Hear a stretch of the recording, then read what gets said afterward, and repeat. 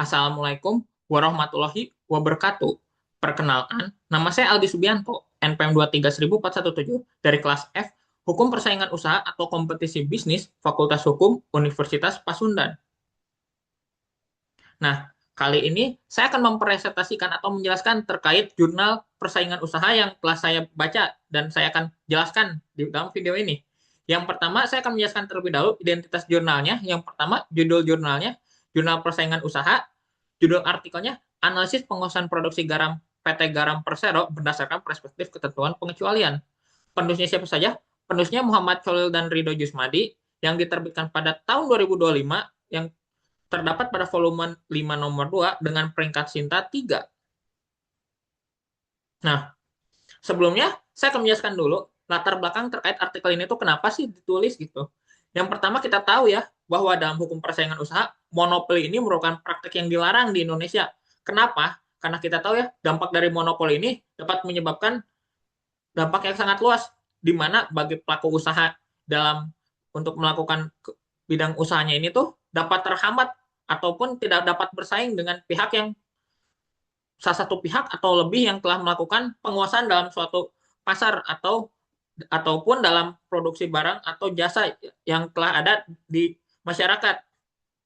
Nah, adanya hukum persaingan usaha ini kan untuk mencegah gitu adanya monopoli atau terjadinya praktek persaingan usaha yang tidak sehat sehingga untuk memberikan keadilan bagi masyarakat untuk dalam memilih maupun bagi pelaku usaha yang akan ikut melakukan kegiatan usahanya dalam bidang produk atau jasa yang ada di pasar. Nah, tetapi harus kita ketahui ya bahwa Undang-Undang Nomor 5 Tahun 99 ini tuh memberikan pengecualian dalam pasal 50 dan pasal 51 di mana Undang-Undang eh, larangan praktik monopoli dan persaingan usaha tidak sehat ini memberikan pengecualian untuk memberikan hak monopoli apabila dalam yang terpenuhinya pasal 50 dan pasal 51. Nah, isu hukum apa sih yang dibahas dalam artikel ini? Yang pertama, isu hukum ini itu yang pertamanya adalah PT Garam Persero ini menguasai produksi garam di Indonesia.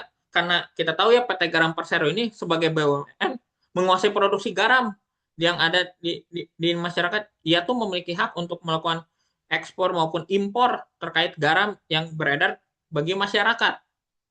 Nah, atas hal tersebut, artikel itu ingin mengetahui apakah PT Garam Persero ini tuh memang telah dilegitimasi oleh Undang-Undang Nomor 5 Tahun 99 untuk penguasaan produksi garam sehingga ia merupakan salah satu pemain yang dominan dalam praktek produksi garam di Indonesia.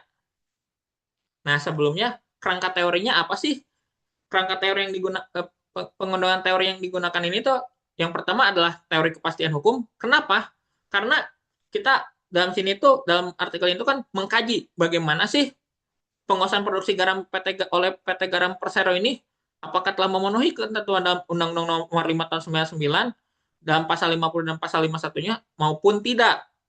Selain itu, teori keadilan. Kenapa? Karena kita tahu ya, hukum persaingan usaha ini tuh dibentuk untuk memberikan keadilan bagi seluruh para pelaku usaha yang melakukan kegiatan ekonomi atau bisnis pada bidang atau barang atau produk maupun kegiatan ekonomi yang berlaku di masyarakat sehingga mereka ini dapat melakukan kegiatan ekonominya dengan aman, adil, dan tidak adanya tekanan gitu dari beberapa pemain-pemain besar.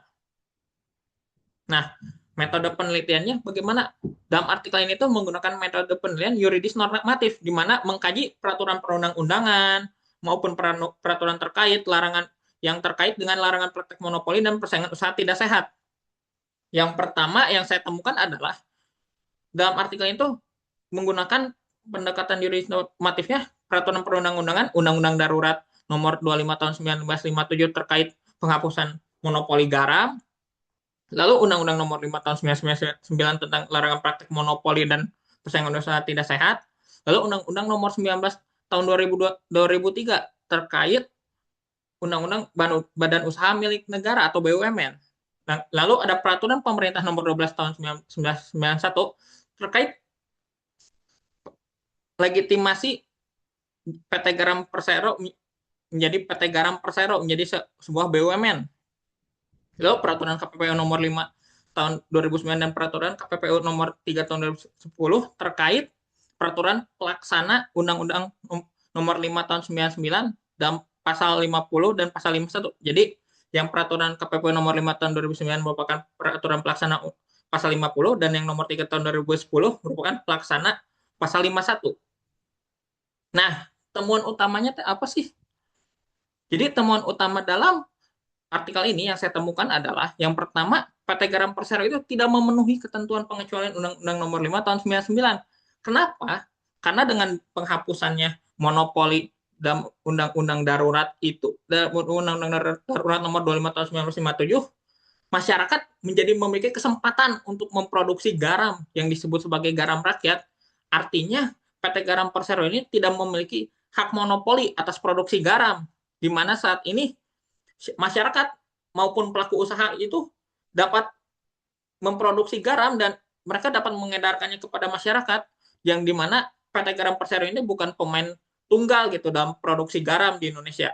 Lalu yang ketiga, PT Garam Persero wajib bersaing secara sehat dengan pelaku usaha produksi garam lainnya, artinya dengan tidak memilikinya hak monopoli atas produksi garam, ia secara harus wajib patuh pada Undang-Undang Nomor 5 tahun 99, di mana ia harus bersaing dengan para pelaku usaha non BUMN terkait produksi garam untuk menunjukkan kualitasnya, apakah ia tuh memang pemain yang dapat bertahan maupun tidak dengan pelaku-pelaku usaha yang di luar BUMN.